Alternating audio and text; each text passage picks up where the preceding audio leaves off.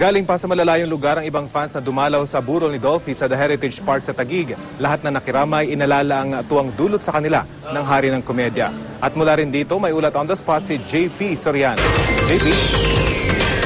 Rafi, dito naman sa labas ng kapilya kung saan naroon ka, ang nasaksihan natin kanina mistulang isang box office sa takilya ng Comedy King ang pila ng mga nakikiraman kay Dolphy kanina. At yung tama nga Rafi, yung iba nga sa kanila galing pa ng Bulacan, Cavite at Pampanga. Yung iba naman Rafi, gunita ang kanilang pag-aalala kay Comedy King Dolphy sa pamamagitan ng pagbili ng mga memorabilyang itinitinda rito.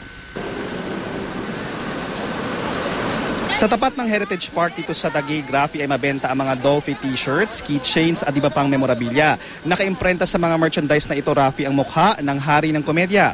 Para sa kanila, Rafi, sa pamamagitan ng mga memorabiliang ito, mananatiling buhay ang magagandang alaala ni Comedy King Dolphy. Gusto ko makita si Dolphy. Hindi ko siya kamag-anak, mahal namin siya. Pati mga apo ko. Para siyang magulang namin na biglang nawala, na lagi namin nakikita na nandiyan lang, ganun.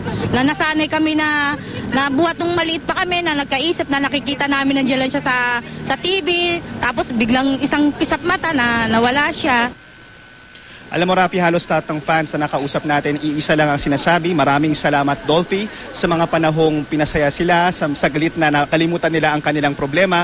Marami sa mga nakausap natin na Rafi may mga pamilya na, may mga anak na. Sila raw ay fans at lumaki sa mga TV shows gaya ng John and Marcia at Home Along the Riles. Sila raw ay parang nawalan ng ama, kagaya nga na nabanggit ng ating isa nakausap kanina. At para naman po doon sa mga hahabol pa at nais magbigay na kanilang huling respeto para sa Comedy King, simula ngayon hanggang Sabado ang public viewing para sa Comedy King na si Dolphy at magsisimula po yan mula alas 8 ng umaga at hanggang alas 3 ng hapon po lamang.